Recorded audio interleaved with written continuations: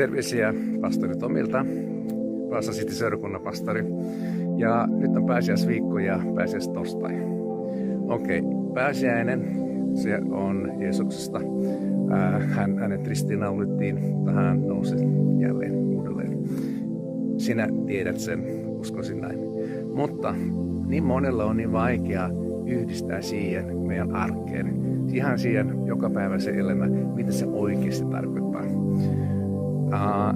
Ja nyt sunnuntaina tulen puhumaan siitä, miten yhdistät nämä pääsiäissanoma siihen, että myös sun unelmasi siinä tavallisessa päivässä, ihan normaali päivä, miten se toteutuu. Kuuntele sunnuntaisin kello 11. Lähetys alkaa ehkä vähän myöhemmin. Mutta jos olet täällä lähellä Vaasaa, olet oikein tervetullut Vaasa City seurakuntaan.